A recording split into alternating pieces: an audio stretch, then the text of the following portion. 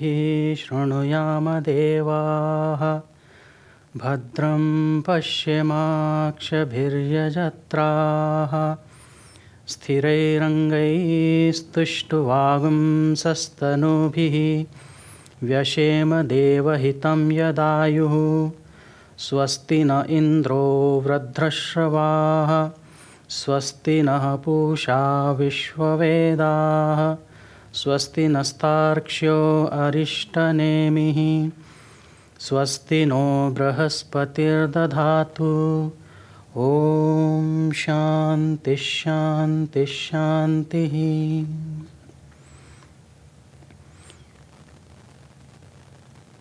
Let us listen to auspicious things through our ears. Let us perceive auspicious things and divinity in others through our eyes. Let us speak truth. Let our body and mind be engaged in disciplining ourselves, oriented towards the goal of self-realization. May the blessings of God and all the masters be upon us all. Om. Amen. I bow to one God who is formless, omnipresent. I bow to all the masters and all the saints and sages of all religions. And I bow to each one of you. You are the living presence of divinity.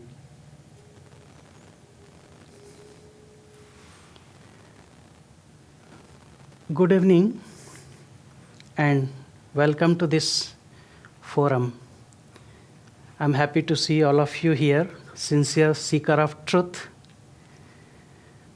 We are thankful to God and all the masters for all their wisdom they have given to us.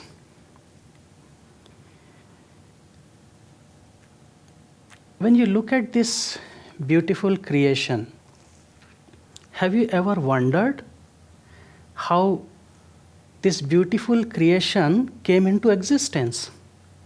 Who created it? When we look at the sprout, just few minutes ago we were talking about some gardening. When we plant a seed, there is a sprout. And when we look at this sprout, we see that there is a little leaf, and slowly more green leaves are coming up. And on the leaves, then we find red or yellow flowers. Then comes sweet fruits, maybe mango, maybe pears. If we look at the ground, if you look at the water, neither the ground nor the water has any fragrance, but flowers have fragrance. Neither ground nor water nor even the compost has sweetness, but the fruit is sweet. Any fruit, it is sweet. Who is putting sweet or who is putting sugar in the fruit? Who is putting fragrance in the flower? Everything is in a definite order in this beautiful creation of God. If you look at the fish, fish has a suction pump to breathe inside the water. If you go to some cold place like Alaska, the animals there, they have fur on their body so that they can protect themselves against the cold. If you look at the sun, there's a definite time for sunrise and sun is setting at a particular time. Sun is moving around the earth. The moon is also in its orbit. Stars and planets, everything is in a very definite order. Who has created this beautiful creation? Then question comes, surely there is a creator. If there is creation, there must be a creator. And this creator we call Almighty God, Supreme Reality, many names. This creation is creation of God. It is creation, and you can say it is a dream of God. And naturally this question comes, and who is God? Where does he live? What does he do? And how to know God? There was a king in ancient India, and he had all these questions. So he asked his minister as well as many wise people in his council, and he was asking these questions. So people tried to give answers in their own way, with their own understanding, even quoting many scriptures. They tried to explain. But king was never satisfied. There's something more to know. All knowledge seems to be theoretical knowledge.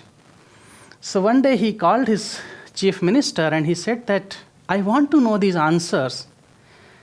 And then he said that, I have listened to so many people, but I'm still not satisfied.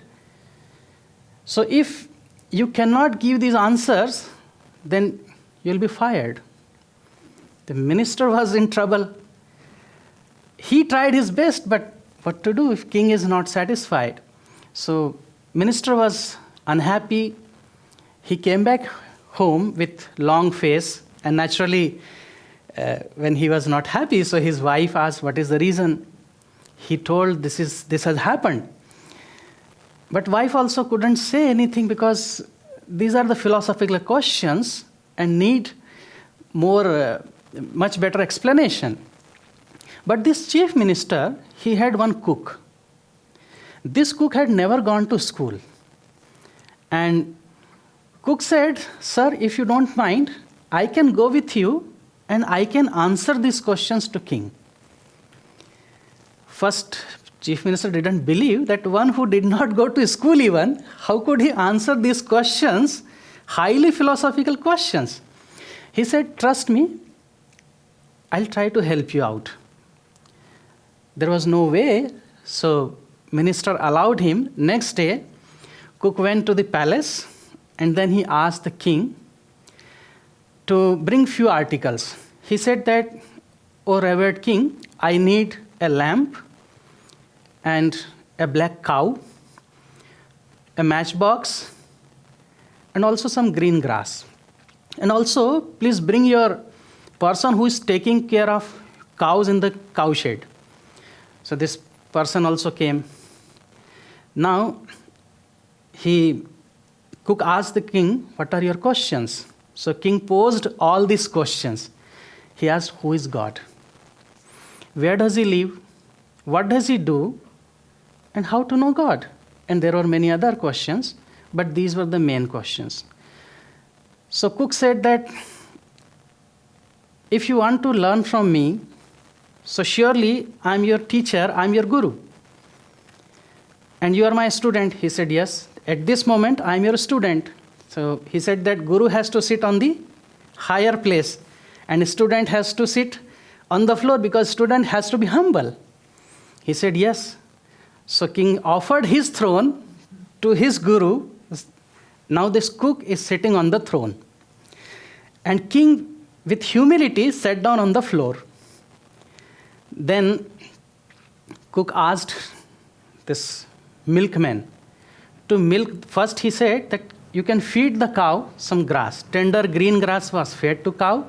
Then he asked milkman to milk the cow. There was milk in a pot collected. After that, he ordered one of the attendant that, please, with this matchbox, please light the lamp. So lamp was there. Now he asked, this cook asked the king, sir, your first question is, who is God? He said that, you see, you fed green grass to cow. The color of cow is black, but what is the color of milk? It is pure white. He said that the power which converts green color of grass in a black cow in white milk is God. So one who converts this or transforms this, he is the God, so he is the power. Then he said, second question is, where does God live? Or what does he do? So where is God? He said, if you look at this lamp, where is the light of this lamp? He said, it is in the entire room. He said, similarly, God is omnipresent. Although you see the lamp at one place, but you see the light all around the lamp as well as in the entire room. So is the presence of God, who is all pervading. Then he said, which direction God faces? He said, you can go to one corner and see which direction lamp is facing. So king went in all the direction, and from all direction he saw that lamp is towards him. So he said that God is everywhere, so he is facing every direction. Whichever direction you are facing God. The next question, he said, what does he do? He said that, look, I am a cook. I never went to school, and you are the king of this country. So where is your place? You are on the throne, but I am sitting on the throne, and you are sitting on the floor, like a humble student. So God makes you to sit there, and he makes me to sit here. So this is his drama, and that is what he is doing. However, so this was the question, and this was the answer by the cook. Theoretical knowledge is not enough to know God. And how to know God? Cook said that in the milk, is there any butter or not? King said, yes, there is butter, because when we churn, butter is there, but it is invisible. When we churn the milk, then this butter is floating up, and we collect it. Similarly, God is everywhere, God is within, God is without, but we have to churn ourselves. Meaning is that we have to go within, we have to meditate, and then we experience divinity. So divinity is all pervading, God is omnipresent. This is the topic for today. So we'll discuss something about this topic, and at the end, we'll have an open session for questions and answers. All pervading divinity, this beautiful concept is very clearly mentioned in many of the Upanishads. If you read the Taittiriya Upanishad in the second canto, 6th chapter, first mantra, there is a beautiful description of creation, that how God created everything. First, the 5 gross elements, then the vegetable, then the plants, after that animals, aquatics, and at the end human being. So there's a process of creation systematically. Even in the Holy Bible, in the Genesis, there's a beautiful description of creation coming into existence. So Taittiriya Upanishad mantra says, Tat srashtva tadeva anupravishat. Having created everything, God entered into his very creation. So he became all-pervading. And this is more elaborately discussed in the first mantra of Isha Upanishad,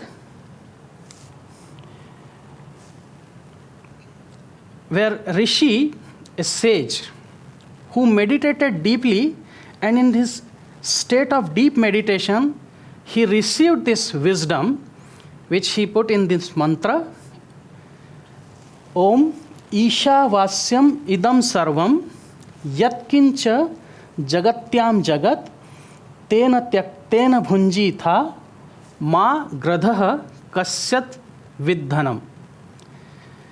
This is a very beautiful mantra which explains the concept of divinity. In the very ancient time, Isha Upanishad is the first Upanishad. And this explains this broad vision about divinity. Isha Vasyam Idam Sarvam. There are 4 lines, so you can see that each line is having a particular message for us. So it has 4 parts. So what is the meaning of this mantra, the general or literal meaning of this mantra is whatever is existing in this universe, whether it is animate or inanimate, moving or non-moving, everything is covered or pervaded by the power of God. My master, Baba Hariharananji, he used to say there is nothing which is non-God. Everything is presence of God. Wherever you see God only. And the second line says, Tena Tyaktena Bhunjitha. So this world is given to you, enjoy everything, but with an idea of renunciation, idea of detachment, because nothing belongs to you. Do not covet for wealth of others. Ma gradha kasya svidhanam. Do not covet for wealth of others. So, if we go by word meaning, it begins from Om. So, Om represents God the Absolute, all-pervading divinity. Isha Vasyam. If we see this first word, Isha Vasyam, what is Isha? Isha or Isha means God. Also, it means Lord. And we can split this word in Sanskrit, Isha. So there are two syllables, E and Sha. E is called Shakti Dayaka, means E represents the energy. So E is energy, and Sha means tolerance or happiness. So Isha means the Lord or Master. From this word Isha, Ishvara has come. Ishvara, so Isha, the Lord, and Vara, another word. What is Vara? Vara means supreme, the great, the adorable. So what is the real meaning of Ishvara? Ishvara means the supreme Lord, the great master who rules with the help of inherent strength, which is Shakti, and as a symbol of tolerance and happiness. In Vedanta, we call Ishvara and Jiva. So Jiva is individual being, Ishvara is God. So in Vedanta, we say Ishvara means universe associated with Maya, or this cosmic illusive force, is known as Ishvara. So according to Vedanta, Ishvara is the supreme ruler of this universe. He is the creator, he is the sustainer, and he is the dissolver. But there is another word in most of the Upanishads, you will find Brahman. And Brahman represents transcendental reality. Brahman is beyond all attributes, whereas Ishvara is with attribute, because he is creating, he is maintaining the creation, and he is also dissolving. So he has some attributes, some qualities. But Brahman is supreme reality, transcendental reality, beyond triple actions, beyond all attributes. So this mantra says, Isha Vasam Idam Sarvam. Whatever we see, Vasyam, what is Vasyam? It has come from Sanskrit root verb Vasa. Vasa means indwelling. Vasa means also remaining. Vasa means also cloth. Or you can say enveloping or pervading. So there are many meanings, and each meaning is applicable to this mantra. Idam Sarvam. Idam means this. And Sarvam means all. Sarvam means also sense organs. So in one way we can say that whatever we see or perceive through the sense organs in this universe, it is all pervaded by divinity, power of God. In another interpretation, we can say that how these sense organs are functioning because of power of God. So who is seeing? When we say I see, who is seeing through the eyes? It is power of God. If there is no power of God, we cannot see even if eyes are there. A dead body cannot see. How we are talking? Even mouth is there, tongue is there, but dead body cannot speak. So if there is no power of God in any of the sense organs, we cannot do any function. And because of power of God, everything is alive, beautiful in this creation. Unfortunately, we do not realize it because our body, mind, and intellect, they cannot function of their own. They are just inert matter without power of God. So Ishavasam idam sarvam. Then second part, Yat kim cha jagatyam jagat. Yat kim cha means and yat kim whatever. Whatever it consists of all. It doesn't leave anything inanimate, animate, moving, non-moving. You can cover everything in whatever word. Yat kim cha jagatyam means in the universe. Jagat means the universe, moving universe. So everything is pervaded by God. God is present in each and every particle. Yat kim cha jagatyam jagat means in this universe, whatever is existing, as well as in the moving universe also. So God is in the universe and God is also in every particle of the universe. Jagat, this word is also very interesting. Jagat means which is constantly changing. Whatever we see which is changeable is part of Jagat. Our body is changing every moment. It is growing, going through 6 modifications. Then our mind is changing. Our thoughts are changing. For example, you are sitting now, you are thinking something, next moment you have another thought. Maybe you are in India, thousands of miles away. Your emotions are changing and even your relationships are changing. So everything which is changing, it's part of Jagata. Jagat means that which is constantly undergoing change. So it says everything which is existing in this universe is pervaded or covered by the power of God. God is omnipresent. Once, Guru Nanak, he is from Sikh religion, the Guru of Sikh religion. Once he went to holy pilgrimage to Makkah. And when he reached near Makkah, he was feeling tired. So he just took a rest under the shade of a tree. Extending his feet, one person came and he saw that Guru Nanak was facing the legs or keeping the legs in the direction of the holy shrine, which is considered as the disrespect to God. So he asked humbly Guru Nanak that, sir, your feet are facing the holy shrine and it is disrespect.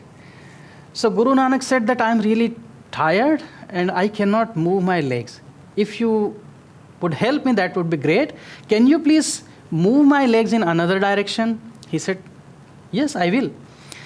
This person took holding the feet of Guru Nanak and keeping in another direction, and he found that the shrine moved in that direction.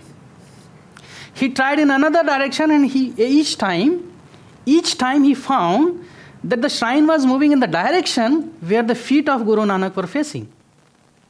Isn't it amazing? Which shows practically that God is omnipresent where he is not. Many people believe that Hindus worship idols because a lot of people are not clear about that. They think that there is some icon, some idols in the temple, so they worship. Hindus worship idol. They are idol worshipper. But it is not really true. Because Hindus do not worship any idol, but they worship God only in that idol. And this idol or icon is a chosen symbol. For example, there is a symbol Om. It is just a symbol which denotes supreme reality. In Bhagavad Gita it is said, 8th chapter, Om iti ekaksharam brahma. This symbol Om, which is imperishable, it represents God, the absolute Brahman. It is just like when we study in schools, so we have studied chemistry. When we were writing some equation, and when we write water, so instead of water we wrote H2O. That means 2 molecules of hydrogen combining with 1 molecule of oxygen, that is water. And whenever we were writing or looking at this word H2O, we knew that what it represents. We immediately thought of water. Similarly, any idol, any icon, it is just a symbol to represent all-pervading divinity.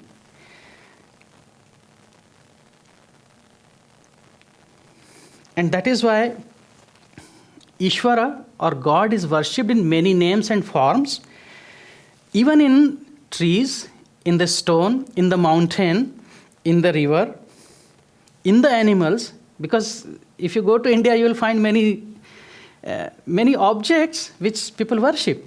And why they worship? Again, it is not they worship animals, they do not worship snake, they do not worship the mountain, but they worship the same all-pervading divinity in them.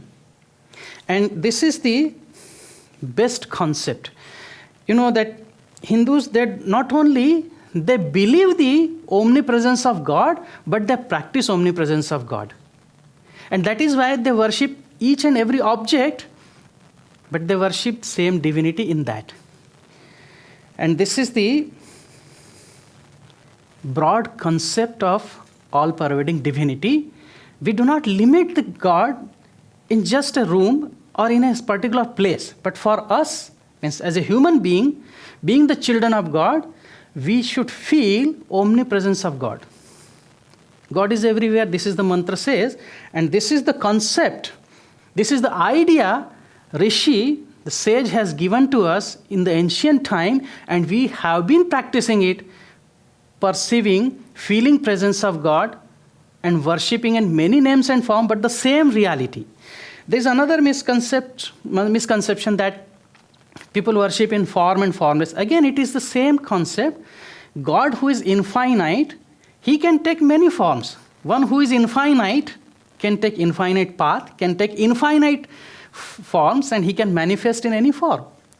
So it does not matter. And for that reason, some people worship God as personal God and some as impersonal God.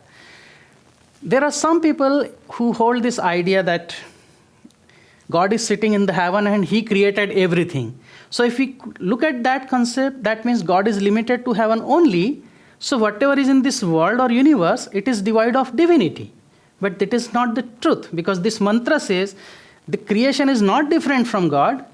Whatever is existing, it is nothing but power of God. It is his presence.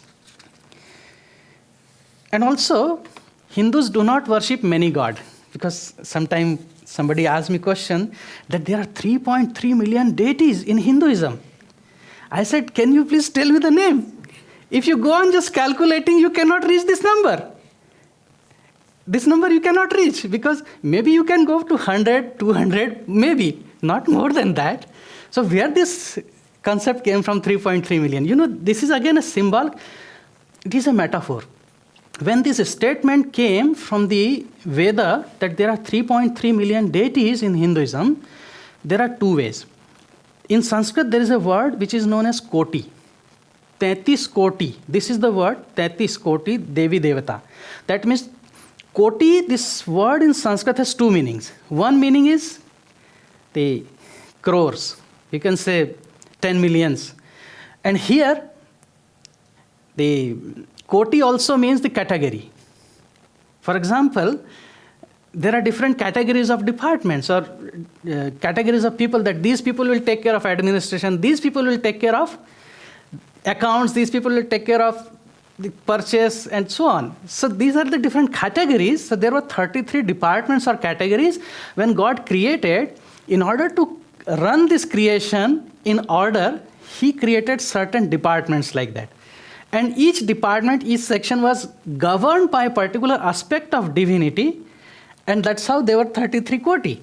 But if it is translated literally, it becomes 3.3 million, which doesn't make sense. And now another thing, when this statement came from the scripture, at that time, the total population of the world was 3.3 million. So each person was living like God, moving like God. It was in the period of truth. So there were 3.3 deities, and as we all are children of God, so there is no contradiction in this statement. However, so people say that there are so many deities, so many forms in Hinduism. But remember, they invoke one formless God in various names and forms, because each aspect of divinity become a deity. In Vedanta, if you read the Tattva Bodh by Adi Shankara, you'll find the description that each part of our body has a presiding deity in the body. For example, nose is governed, the presiding deity of nose is Lord Ganesha, presiding deity of hands are Indra, presiding deity of feet is Lord Vishnu, and so on. So each sense organ is presided over by one aspect of divinity. So we can go on again, same thing, that everything is pervaded by power of God. Who is giving power to the sense organs to function? It is also by God. And if you read the Shweta Upanishad, there is a mantra which also explains about this concept of all-pervading divinity. It is in the 6th chapter, 11th mantra. Eko devah sarvabhuteshu gudha karmadhyaksha sarvavyapi sarvabhutantaratma karmadhyaksha sarvabhutadi vasah sakshi cheta kevalo nirgunascha. So there are some attributes. Eko devah, the real meaning is eko devah means eko means ek. Devah is again for God. This word deva, it has come from Sanskrit, and the etymological meaning of this word deva is Dyotan Shilatvat Saha Devaha. That which illuminates is known as Deva, or other meaning is divine being for Deva. So one God is hiding in every living being. Sarva Bhuteshu Gudha. Gudha means hidden. And Sarva Vyapi. He is all pervading. He is everywhere. Sarva Bhutantaratma. Bhuta Antar Atma. So Atma is the soul, and he is the soul in all. And that is known as Atma. Karmadhyaksha. He is helping, enabling each one of us to do the work. Who is doing the work? Dead body cannot work. So who is giving power to work, to our hands? It is again God. So he is Karmadhyaksha. He is supervising our actions. He is giving power to do action. Sarva Bhutadi Vasaha. And he is remaining in each one of us. Sakshi. He is Sakshi. Sakshi means witness. He is there. He is hidden within us. But he is Sakshi. He is just witnessing. He is not involved in any of our action, but he is watching everything. So he is Sakshi. Cheta. Cheta, it has come from Chit, means pure consciousness. He is consciousness. And Kevalo. He is the only one.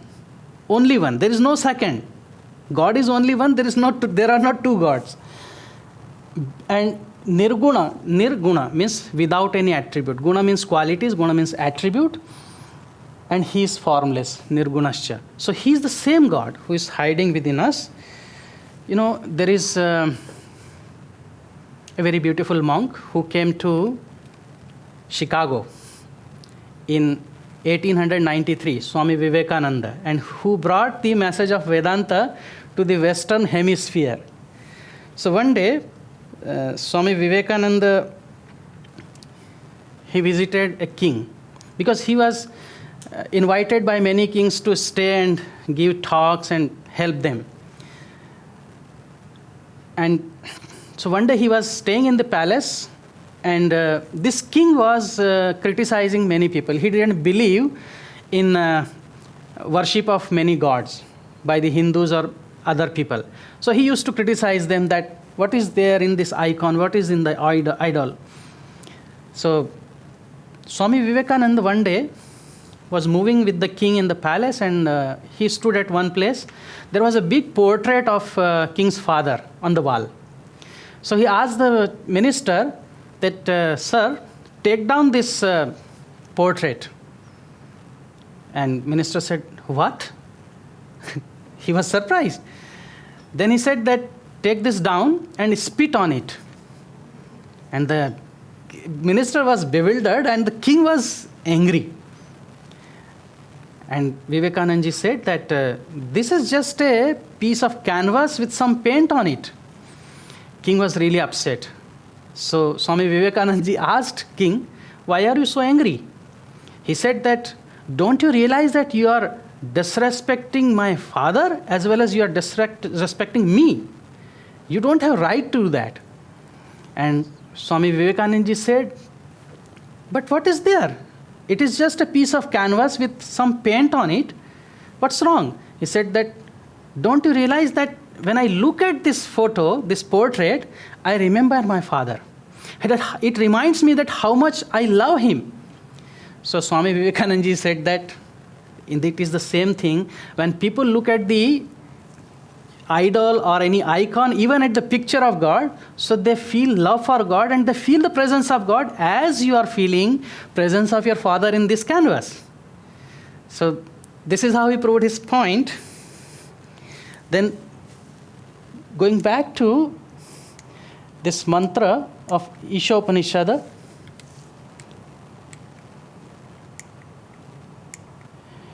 the third part, Tena Tyaktena Bhunjitha. This is also very interesting. Tena means by him, he means by God.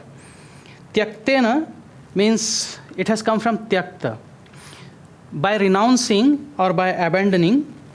Bhunjitha. Bhunjitha, it has come from Sanskrit root word bhuj. Bhuj means to enjoy. So Bhunjitha means enjoy. So the meaning is that Tena Tyaktena Bhunjitha.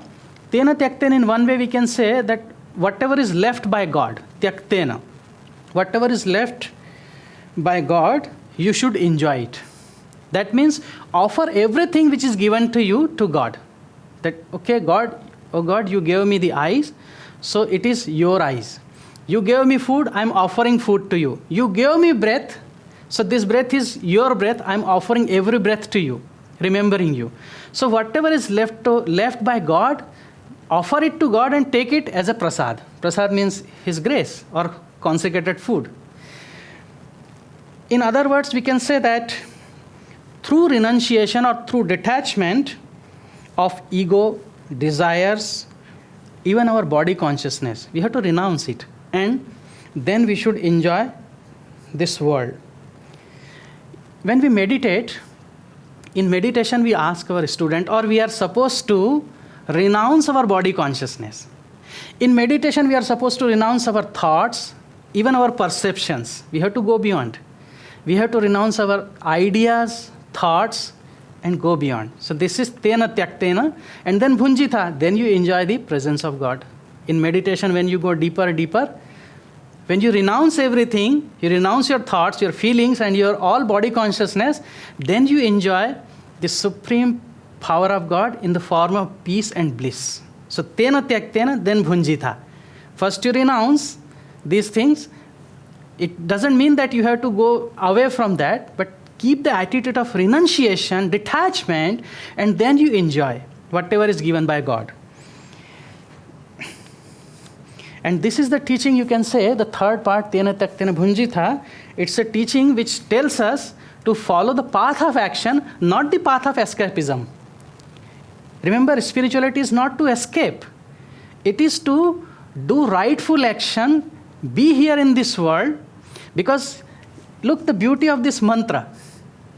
The Rishi or sage is not telling that if you want to know God, if you want to experience divinity, you leave everything. You renounce everything, go to forest and meditate. He is not telling that. While he is telling, Tena Tyaktena Bhunjitha, he is telling enjoy. But how to enjoy? With an idea of renunciation. What is that idea of renunciation?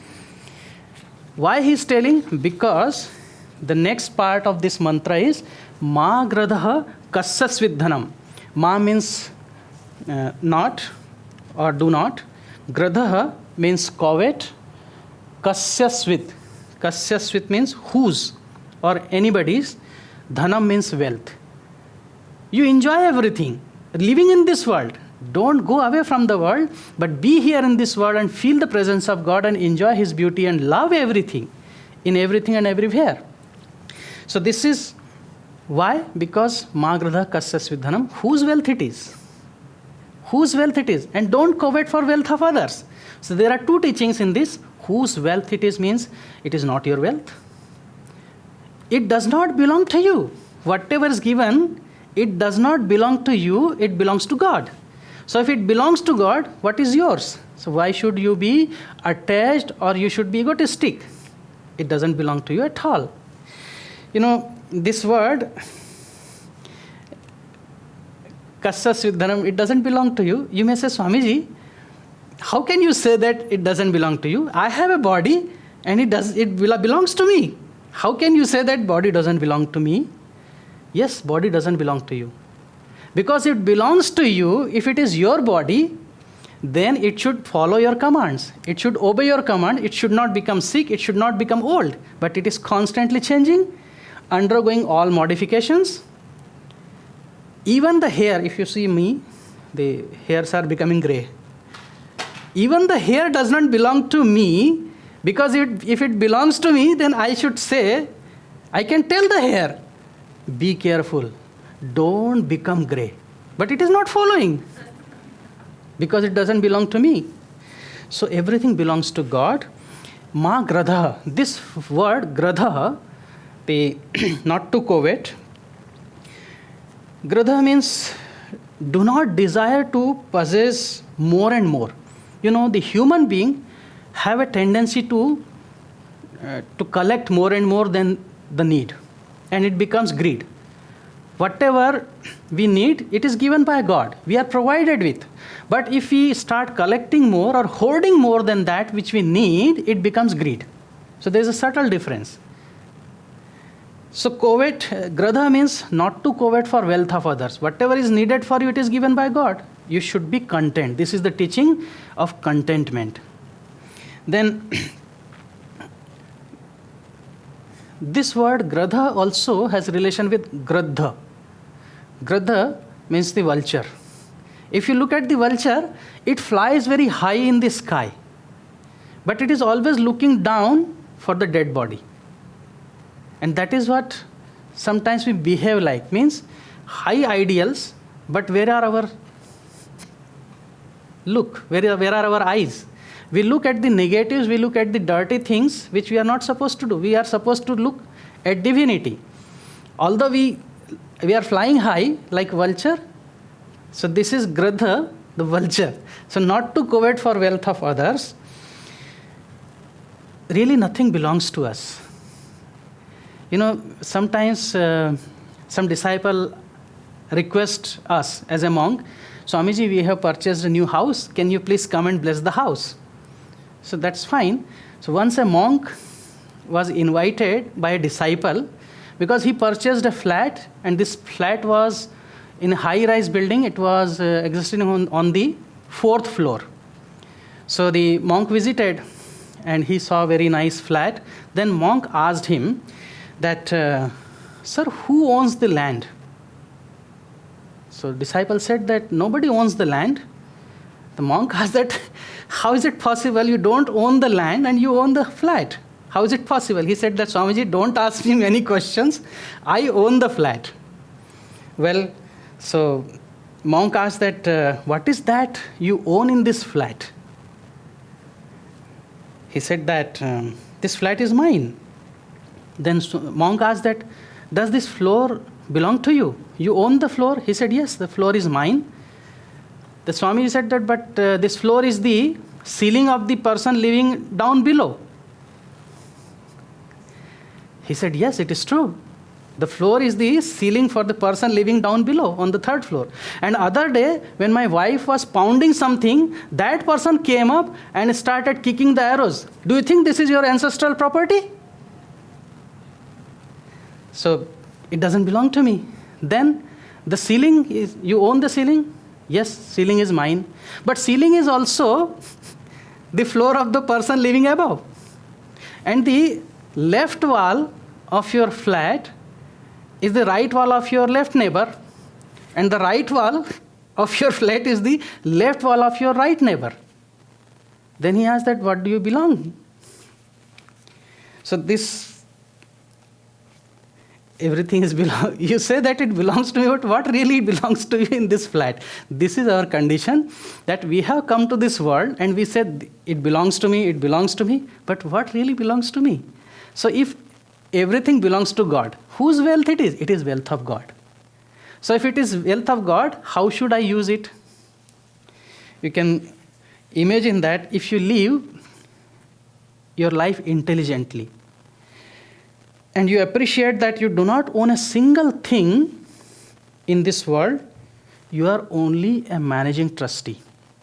Because in the office, you are managers, you are a bank manager, you are managing the accounts, you are managing the money. But do you think that money belongs to you? If you think that, you will be in trouble. You are just a managing trustee, and even if you have money, you can eat only stomach full. You cannot eat more than that. So don't covet for the wealth of others. So you should be a good managing trustee.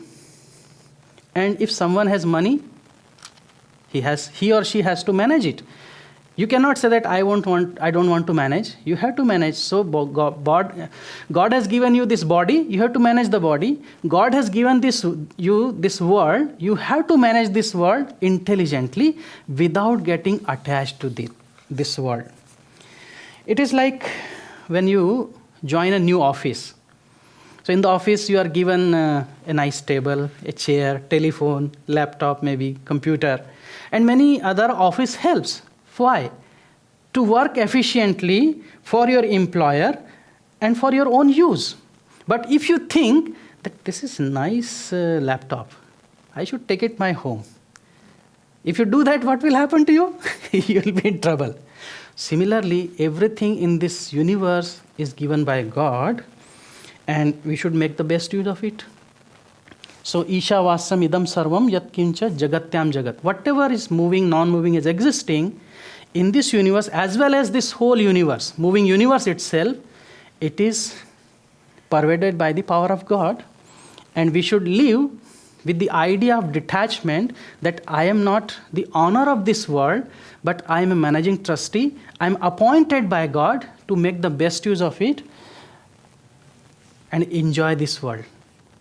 Enjoy everything with the attitude that there is presence of God everywhere in each and everything, because whose wealth it is? Everything belongs to God. Regarding the omnipresence of God, there is also description in Bhagavad Gita. It is in the chapter 13, verse number 13, and the same mantra is in Shvetashvatar Upanishad. It is in 3rd chapter, 16th mantra. Sarvatah panipadam tat, sarvato akshi shiromukham, sarvatah shrutimal loke, sarvam avratya tishtati. It is about the power of God, that sarvata panipadam. Pani means the hands, pada means feet, sarvata means everywhere. Tat means that, which represents God the Absolute. Sarvato akshi. Akshi means eyes. Shiro means head. Mukham means face. Sarvata shruti. Shruti mal loke. Shruti means the hearing, the ears. Sarvam avratya. Again the same concept. Sarvam avratya. Avratya means covered by. So everything is covered by power of God. So tishtati, the literal meaning is with hands and feet everywhere, eyes, head and face everywhere, ears everywhere, he is remaining in the world and covering everything. God the Absolute. So where is the place where God is not present? He is everywhere. He is within, he is without. And in the Holy Quran, it is written, God is in the east, God is in the west, God is in the north, God is in the south, God is above, God is below. So everywhere it is presence of God. And if you read the Bhagavad Gita in the 11th chapter, when Arjuna is praying to Lord Krishna in the battlefield, after seeing his cosmic form, Arjuna is praying and he is telling, I bow to you again and again from all directions, from above, from below, from front and back, from the right and left. Namo namastu sahasrakatva, punasya bhuyopi namo namaste, namah purastat atha prasthataste, namostute sarvate eva sarva. Because he felt the omnipresence of God. So, God is infinite and He is dwelling in the heart of every living being. Since the infinity means you cannot express. Can you express infinity? It is beyond words, it is inexplicable. So, God is infinite, and this is the Vedic concept that God is covering everything. He is pervading everything in this universe. The similar concept in Veda we find in Rig Veda. There is a mantra, Satyam Ekam Vipra Bahuda Vadanti. Here the God is addressed as truth, Satyam. So truth is one, God is one, but Vipra means wise people, they speak in many ways. So that means they interpret in many ways. The same God who is omnipresent, omnipotent, omniscient, He is all-pervading, but wise people, they interpret in many ways. They try to give many attributes and explain. So truth is one, but wise men call it by various names and forms. And it is like the teachings in the Dhyana Bindu Upanishad. There is a mantra which explains that how divinity is present in everything. In this mantra it is said, Pushpa Madhya Yatha Gandha. If you look at the flower, there is fragrance in the flower. And I think you will find no flower which has no fragrance. More or less every flower has some fragrance. So as the aroma or fragrance is in the flower, Payo Madhye Yatha Ghritam. As the butter is present in the milk, Til Madhye Yatha Tailam. If you take sesame seed, there is oil in each seed, but you cannot see it. It is invisible. Pashaneshviva Kanchanam. And just like in the stone there is gold, Evam Sarvani Bhutani, Manau Sutram Iv Atmani. The meaning is that so also in every living being, the soul is remaining hidden, which is invisible like butter in the milk. And it is like a thread in the rosary of gems. Sthir Buddhira Sammuhudo. So those who have attained peace through meditation, and those who are not dull-minded, only they can experience divinity, Brahmavid, Brahmani Sthitaha, and only those who have gone beyond ignorance or who have cut the wheel of ignorance, they can only experience divinity, that the highest truth, that I am Brahman, Aham Brahmasmi. And for that, just like if you see the milk, you cannot see butter unless you churn it. If you do not grind the sesame seed, you cannot get oil. When you want to make perfume, you have to extract it from the flower. Similarly, we have to churn our life, we have to meditate, and we have to practice some technique like we practice Kriya Yoga. So some meditation technique, and then you have to experience that all-pervading divinity which is hidden within you. And there is a beautiful mantra also in the Shvetashvatar Upanishad, which is in the 3rd chapter, 14th mantra, which speaks about the all-pervading divinity. Again, the same concept. Sahasra Shirsha Purushaha Sahasrakshah Sahasrapat Sa Bhumim Vishwato Vratva Attatishtat Dashangulam. Sahasra Shirsha means that all-pervading divinity or Supreme Almighty God.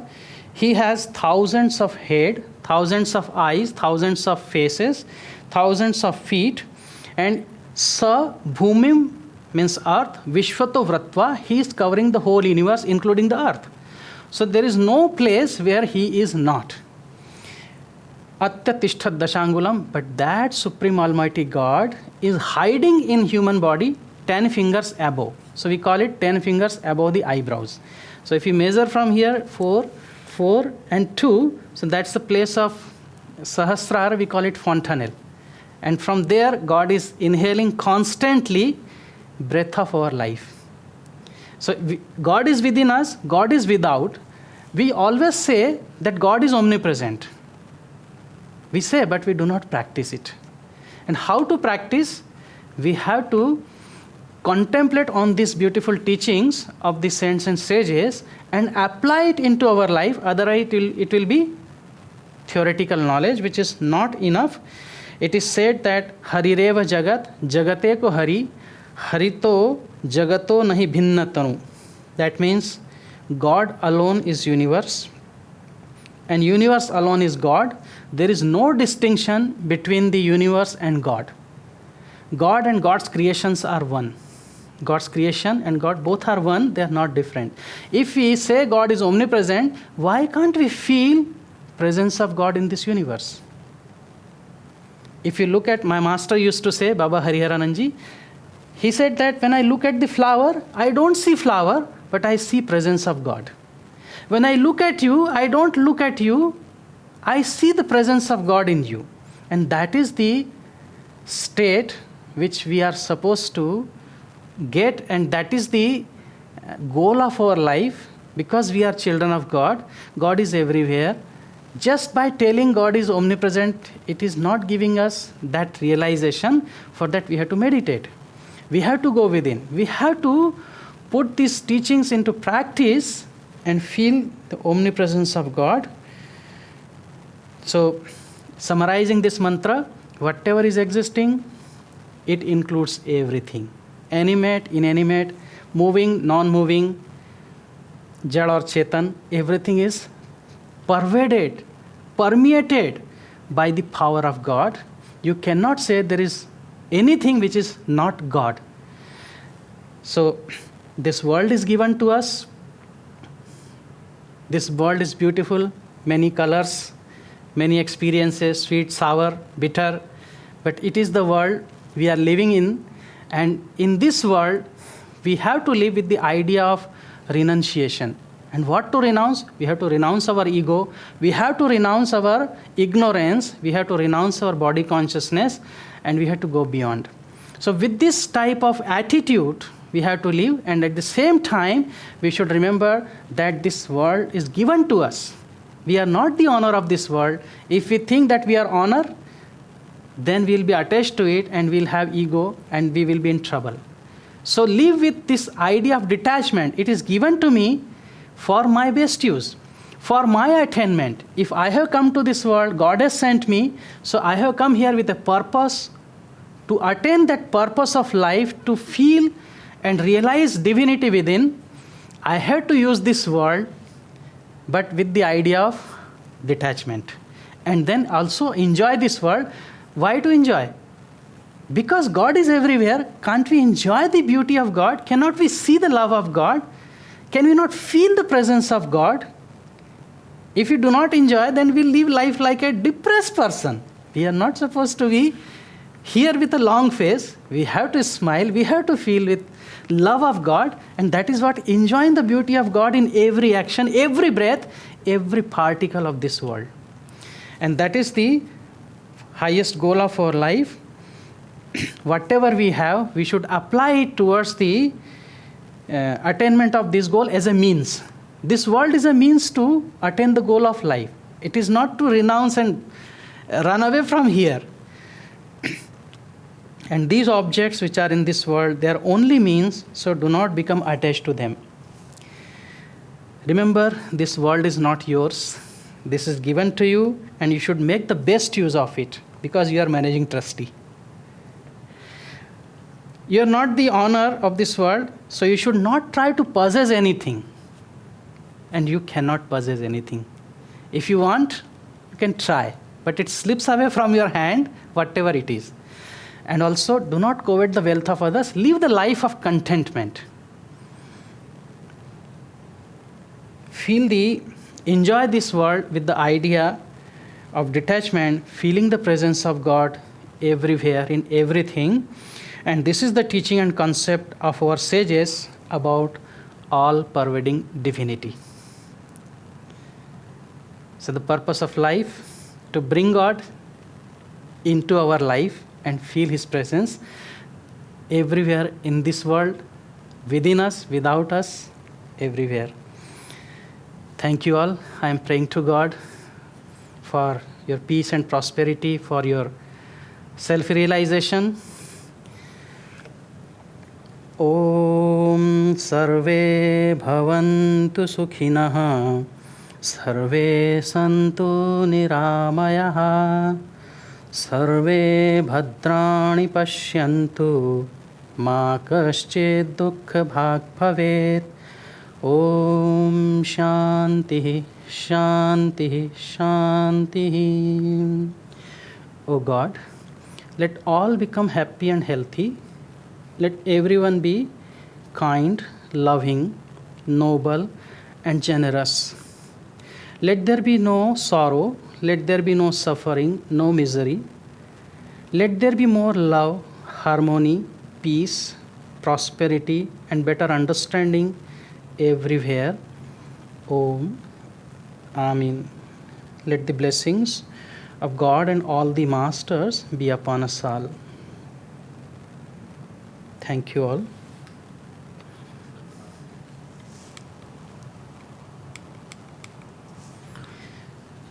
Will you take some questions, Swami? Please. Yes. So now we'll open the session for your questions. Please feel free to ask. If anyone has a question, just please wait for the microphone so we can record the question as well as the answer. There is one already online that I will read out for you. Please. Well, this man must obviously speak Sanskrit. Pranam, Swami Atmavidyananda Ji. Thank you for beautiful contemplative hour. Can you please say a few more lines on Ishvara and attributeless Brahman? And how do you experience the existence of latter when it is beyond everything, both subjective and objective realm? Pranams and thank you for this beautiful question. We spoke about two terms from Vedanta. In the Veda, you will find that when we speak about God or when we read about God, there is no attribute really. Only one word is mentioned, which is Brahman. And it is said that Brahman is inexplicable. He is beyond attributes. He is infinite. He is formless. So really speaking, that which is infinite, that which is formless, that which is beyond the words, we cannot limit it into any word. But we can experience it. We cannot explain it, but we can experience it. But for our convenience, our saints and sages, they have tried to explain or give some idea. Actually, no one can explain God. It is like when you see the bulb in the refrigerator, and in many apparatus or equipments, electrical appliances, you see there is flow of electricity. But what electricity is, can anybody explain that? It's beyond explanation. Yes, you can experience. Although you can see many forms, many manifestations of electricity in the various forms which we are using. Similarly, God, who is formless, is also manifested. So Brahman has taken many forms and shapes, and he is playing in this universe in many names and forms. So when the Brahman has come down to the level of Ishvara, because Ishvara means universe plus the attributes, or you can say Maya. In the Vedanta we say Brahman and Maya. And in Sankhya philosophy we say Purusha and Prakriti. But Brahman and Maya means this cosmic elusive force, or you can say the creative power of God is Maya. So when God is playing with his creative power Maya, then he becomes Ishvara. And when he is beyond attributes, which cannot be explained but experienced, only in deep state of meditation and samadhi, then he is Brahman. And when he is with attributes, now what are the attributes? There are many aspects. We say God is love, God is compassion, these are attributes. We say God is beautiful, so beauty is attribute. We say that God is very kind, it is an attribute. We say God is protector, it is an attribute. We say that God is in this form in the idol of Lord Rama, or God is like Jesus. This is also attribute. So we can give any attribute as we want for our convenience, and that is what is the form. And through that form, we have to go to formless state. So that's one step more, one step beyond. So this is the concept of Brahman. And Brahman is beyond attributes. You cannot give any attribute. You cannot explain it. If you want to define God really, you are defiling God, because you cannot limit. God is infinite, and to experience infinite, you have to go to infinity. You have to become infinite. That is possible when you meditate. In meditation, your consciousness, which is finite or limited to your body only, it gets expanded up to infinite, and that's the place, that's the state where you feel oneness with God. Jesus said about it that I and my Father are one. That's the state when he is in complete union, which is we call yoga, union with God. So whatever we see in this world is Ishvara. And through that Ishvara, what we are experiencing? We are experiencing Brahman, God who is the absolute. Thank you for your question.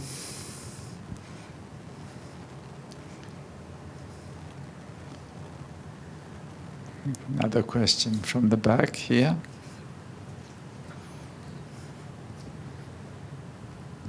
Thank you very much. It's actually not a question, but a comment, and I would like to know if you have heard about this before. Thank you for sharing this first shloka from the Isha Upanishad. I heard once that Mahatma Gandhi said that if the Upanishads disappeared, and if there was one shloka that was out to survive, that was that very one. So that was how powerful and meaningful it was. And I wonder if you know a little bit more about when Gandhi said this, if you have heard about it, because now I see, the beauty of it a little bit more in depth, because I have read it, but, never gone so deeply as you went today. So isn't that interesting that he said if all the Upanishads, the 108 were just wiped out, that very shloka would, stay. Nothing was lost. Thank you for your beautiful question. I do not remember when Mahatma Gandhi said this, but surely he said it. I know that he said it.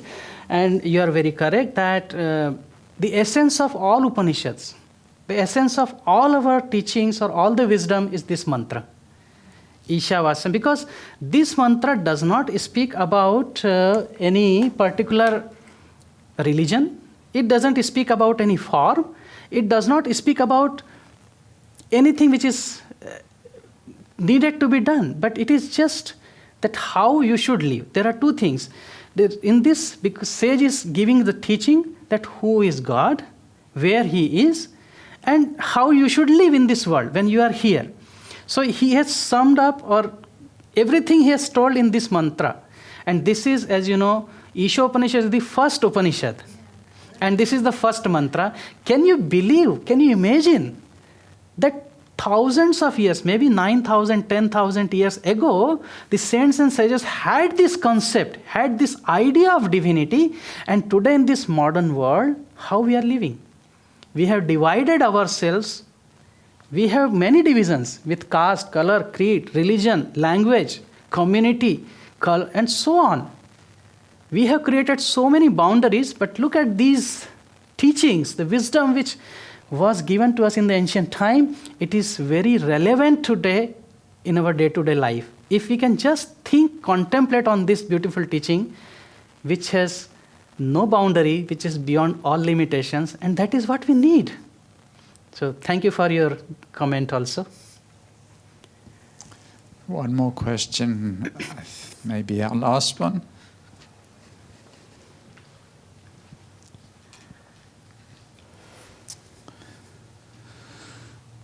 Some scriptures say God is in the fontanelle, and some scriptures say God is in the heart.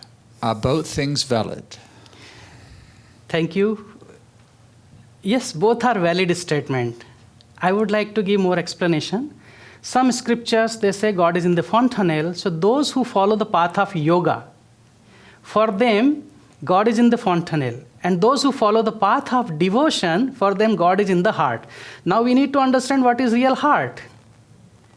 What is the meaning of heart? In Sanskrit, heart is called hridaya. There are 3 syllables, hr, da, and ya. Hr means to receive. Da means to give. And ya means that. So that which receives and gives is known as hridaya or heart. So what is the function of heart? If physically, if you see, heart is collecting impure blood, then it is pumping back pure blood to different organs of the body. Heart is receiving oxygen and giving, it converting it, sending it carbon dioxide. So it is receiving and giving constantly. That's why it is known as hridaya or heart. Now in the brain is also receiving thoughts and it is emitting thoughts. Brain is receiving energy and it is also projecting energy in this cosmos. So for the yogis, this is also heart because it is also having the function of giving and receiving. So this is heart for the yogis in the fontanelle, and for the devotees, heart is physical heart here. But both statements are correct. We discussed that Isha Vasam Idam Sarvam, so every sense organ has the presence of God. Whether you concentrate, meditate in the fontanelle, or you just feel the presence of God in the heart, you are in God. We are living in God, we are moving in God, we are just there. So both are correct. It depends on whichever attribute or whichever place you feel comfortable, you can choose. Thank you. Yes. Thank you for your lecture. I just have a basic question. How does Hinduism address our tendency to forget the all-pervasiveness of God? Christians have the concept of sin. I was just wondering if there was a similar concept within Hinduism. As Hinduism, we believe that we are children of God. So, a children of God is God. If you see the kitten always remember that he is going to be a cat. The tiger cub is always a tiger. Momentarily, he may forget, momentarily. But again, the time comes. So, as a human being, it is our tendency to forget who we are. It doesn't matter whichever religion, but it is human tendency. Because of ignorance or maya, we forget, and for that reason, all the sentences as our guru preceptors in many forms, names, they come and they remind us. They tell us, no, this is your reality. Don't forget your identity. So in Hinduism, we believe that we are children of God. So that is our concept. And if we are children of God, then why should we worry? Mother has to worry about us. She will take care. So we have that attitude. And I think it is, almost every religion has some concept about divinity that they think they are connected to God, they are God.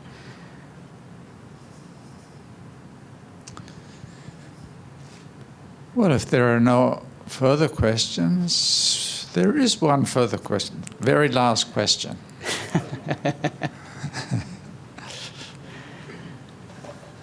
Oops. Since God is everything and everywhere, he must also be negative things like hatred, sorrow, and murder. Why does he take these negative forms, and how are these reconciled with his greatness? Have you seen a movie, especially Hindi movies? In Hindi movies, you will find there is a hero, there is also a villain. So there is a nice story that hero is put into trouble by the villain. Maybe he takes away the heroine, and then villain comes, and then hero has to jump up, and then he has to rescue the heroine. So that's how the story is built up.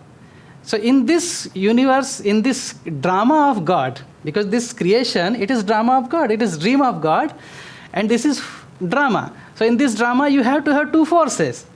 If everything becomes good, then it will not continue. Just think that if there is only day, will you be comfortable? If there is no night, when you will take rest? So night is also needed. Night represents darkness.